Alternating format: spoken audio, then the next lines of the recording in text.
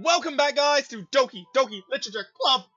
We're actually having some one-on-one time with Natsuki right now. So we spent some nice one-on-one with Sayori, and now we're spending some with Natsuki. My two favourite girls. Coincidental? I think not. I always get excited when I convince any of my friends to pick up a series I enjoy. You know what I mean? You don't? That's not... Well, I wouldn't really know. Mean, you share your manga with your friends? Could you not rub it in? Jeez. Sorry. Like I could ever get my friends to read this. They just think manga's for kids. I can't even bring it up without being like, you still haven't grown out of that yet? Do we want to punch him in the face? Ugh. I know those kind of people. Honestly, it takes a lot of effort to find friends who don't judge. Much less friends who are into it. I'm already kind of a loser, so I guess I gravitate towards the other losers over time. But it's probably harder for someone like you. Huh? Yeah, that's pretty accurate. Wait, which part? I mean, I feel like I can't even keep it in my own room. I don't even know what my dad would do if he found this. At least it's safe here in the cloud run. Except, Monica was kind of a jerk about it. Ugh, I just can't win, can I? Well, it paid off in the end, didn't it? I mean, here I am, reading it. Well, not like that solves any of my problems. Maybe. But at least you're enjoying yourself, right? So? Jeez, that's enough! Are you gonna keep reading or what? Yeah. I flip the page. Suddenly, Natsuki starts laughing. I totally forgot this happens! Natsuki puts her finger on one of the panels. Minori's one of my favorite characters.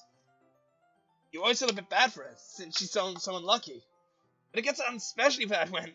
I shouldn't be talking about that yet. Just finish the chapter. Natsuki's voice sparkles with excitement. It's a stark contrast to her usual bossy tone. But if she's not used to sharing her favourite manga with her friends, I can understand why. It's hard to express in words the feeling you get when you're connecting with someone like that.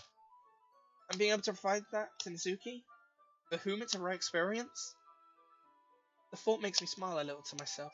Okay, everyone! Are you all ready with today's poems? Oh, come on. Could your timing be any worse? Sorry, I just need to make sure we all have enough time. So, you do look pretty cozy over there. Natsuki suddenly notices how close she's got to me. She slides herself a good 12 inches away from me. Alright, I guess I'll stop here for now. I close the book and hand it to Natsuki. You're just giving it back? Don't you want to know what happens? Yeah, but... Monica just said... Don't be dumb. Just take it home with you. Huh? Is that really alright?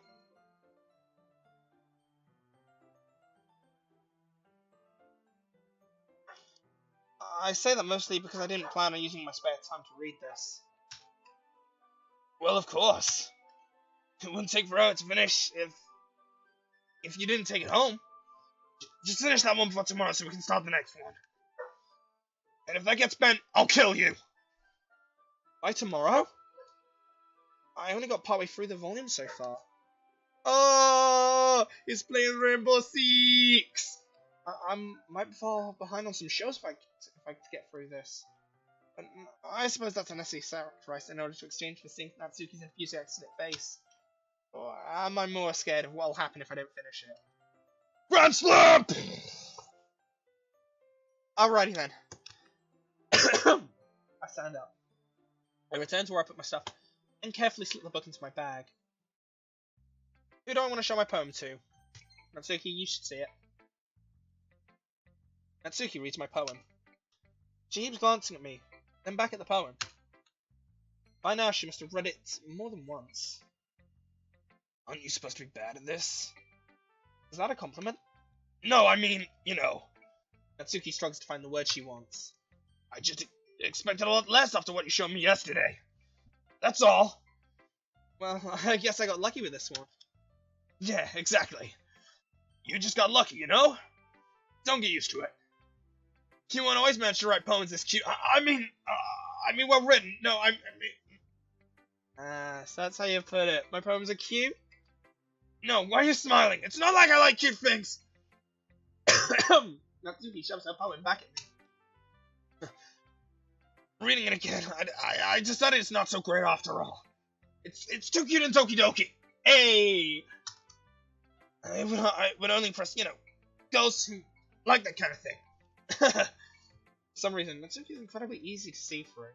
Well, anyway, you're gonna read mine now, aren't you? Judging by you'll probably like it a lot. You'll probably learn something too. Don't forget who the real pro is. You know what I heard about Amy? Amy likes spiders. Icky, icky, wriggly, hairy, ugly spiders. That's why I'm not friends with her. Amy is a cute singing voice. I heard her singing my favorite love song. Every time she sang the chorus, my heart would pound. To the rhythm, the words. But she likes spiders. That's why I'm not friends with her. One time I hurt my leg real bad. Amy helped me up, took me to the nurse. I tried to not let her touch me. She likes spiders, so her hands are probably gross. That's why I'm not friends with her. This is so childish, I love it. Amy has a lot of friends. I always see her talking to people. She probably talks about spiders. What if her friends start to like spiders too? That's why I'm not friends with her. It doesn't matter if she has other hobbies. It doesn't matter if she keeps it private. It doesn't matter if it doesn't hurt anyone. It's gross. She's gross. The world is better without spider lovers. I'm gonna tell everyone. Okay. Not bad, right? It's quite a bit longer than yesterday's. Yesterday's is way too short. I was just warming up. I hope you didn't think it was the best I could do. No, of course not. Anyway, the message is pretty straightforward in this poem. I doubt I'll have to explain it. Sometimes you can explain all complicated issues with much simpler analogies. And it helps people realize how stupid they're being. Like, anyone would agree on the subject that this poem is an ignorant jerk. Do you know people like that? Of course. It's how everyone thinks about... That doesn't matter. Could be about anything. Oh. Okay. I wrote it to be easy to relate to. Everyone has some kind of weird hobby or guilty pleasure. You're stabbing! Something you're not afraid if people find out. They'd make fun of you or less.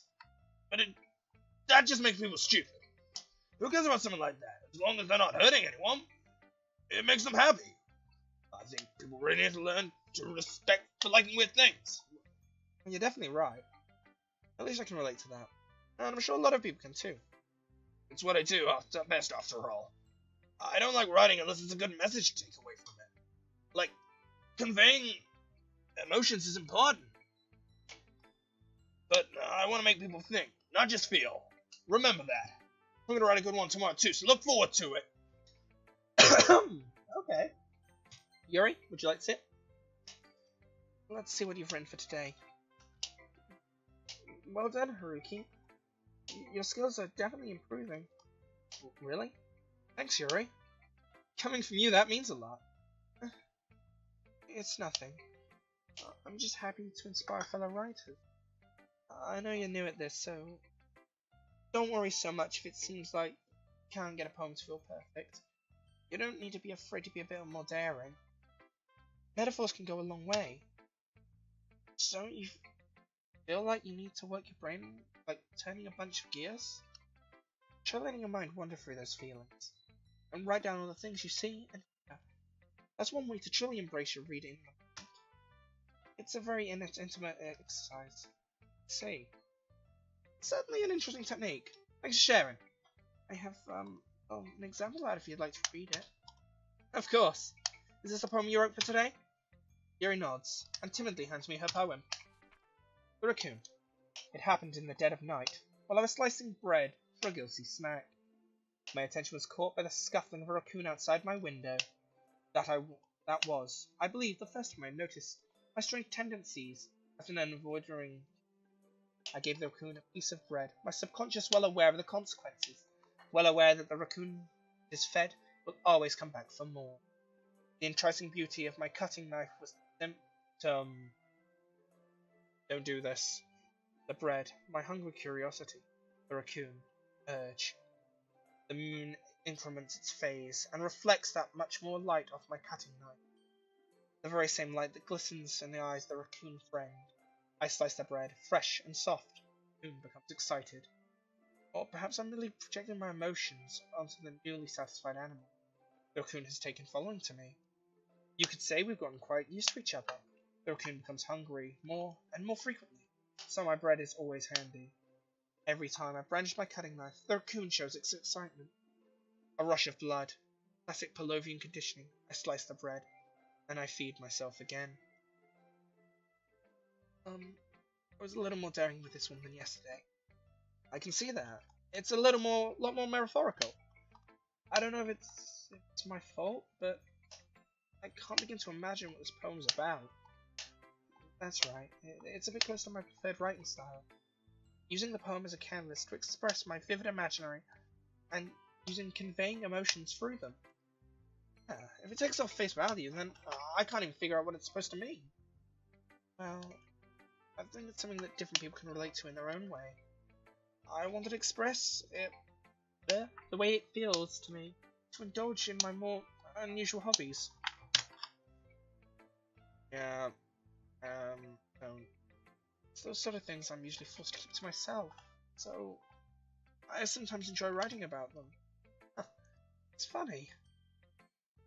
Didn't Natsuki also write about that? About someone being ridiculed for a strange interest? She did? Yeah.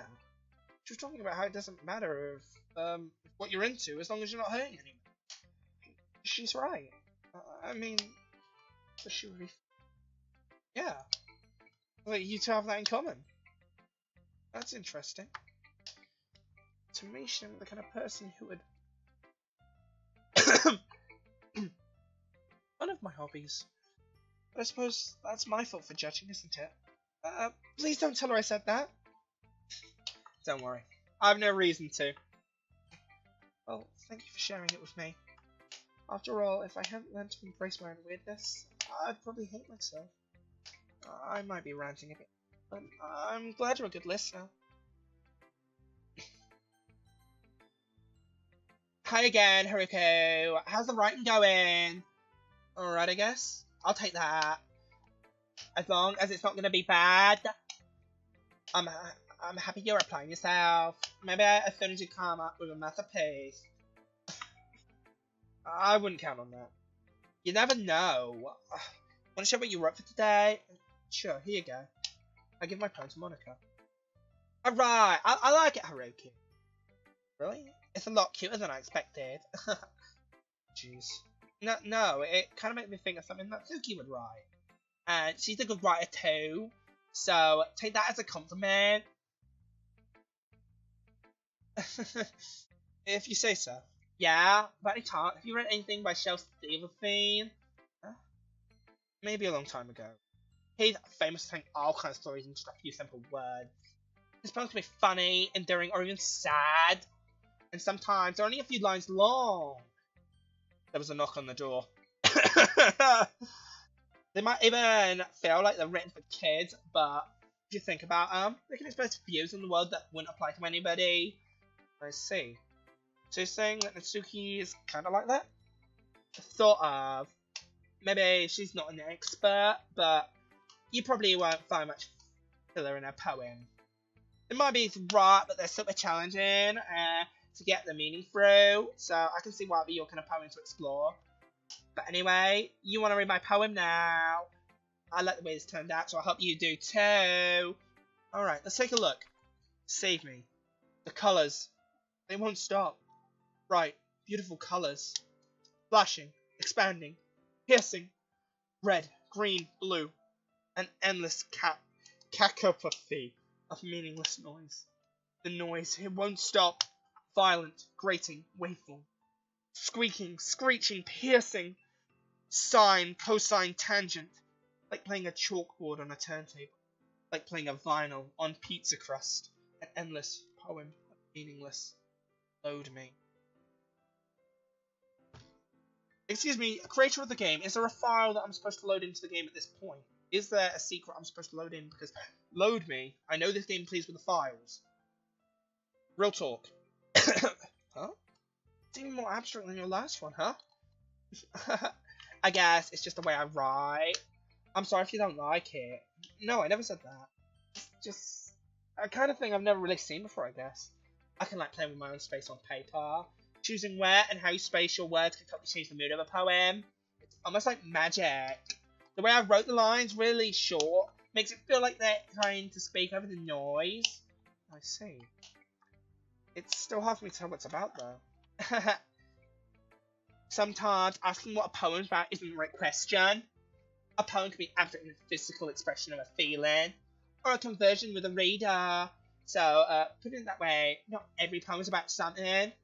Anyway, here's Monica's writing tip of the day. Get ready, everyone! Sometimes you find yourself facing a different decision. And when that happens, don't forget to save the game!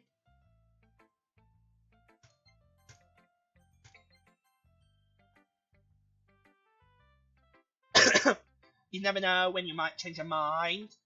Or when something unexpected may happen. Wait, is that even a tip about writing? What am I even talking about? That's my advice for today. Thanks for listening. She knows! I think we've got enough time for Sarah. Haruki, I really love your poems. I can't believe you've been hiding these from me. I'm not hiding anything. But your poems are so good. Yesterday's and this one too. You can't tell me you haven't done this before. I mean, you're really the only one who feels that way, so... no way. Not even Natsuki? Well, I guess Natsuki at least is the least likely to admit how much she likes something. But I don't think it's like that. What do you mean? Well, I guess I'll be honest about it. It's a lot easier to write poems when I'm thinking about you. Oh, stop thinking weird things, idiot. I just meant you're a really expressive person, I guess. How am I supposed to write poems about my own stupid life? But somehow you make everything in your life an adventure. Even the little things. Like cooking. Oh, like cooking? Let's not even talk about that. So, yeah, I guess what I'm saying is... I can feel more feelings for you than I can for myself. We have that kind of weird connection. It's your fault for getting in my business all the time. I understand. You never understand when I try to explain things, do you? Do you, Sayori? I pat Sayori's head. Hey! I'm not a kid, you know. Are you sure about that? Maybe. Sayori starts fiddling with her pencil between her hands. See, she's so cute! Hey, Haruki? Will you give me your poem? I kinda wanna keep it. Huh? Why? Because, well, it's the first time you've written something for me. Sayori, you completely misunderstood. I didn't write this for you. Are you even listening anymore? Well, whatever. I'll get to you when we go home. Really? Snap. I broke my pencil. She hastily bends down to pick up the piece she dropped. But being in the restaurant, she bumps right into me. Sorry. It's fine. It's fine. I'll get it for you. I bend down and pick up the broken pencil. Is she staring at my butt? Is she staring at my butt? I bet she's staring at my butt. It's all this. Whoop. Damn. Damn, Haruki, damn! Suri clutched the desk beside her to support herself, knees shaking. I'm a little clumsy today. Let's sit down, Sayori. Yeah. I grabbed Sayori's arm and set her at her desk. Anyway, I started with your poem. Oh, sorry, I forgot about that. But it's not as good as yours. Jeez. Don't worry about it. I'm sure I'll like it. We're going to read it in the next episode, guys. So for now, this is 12 Sleets, signing off. See you guys later.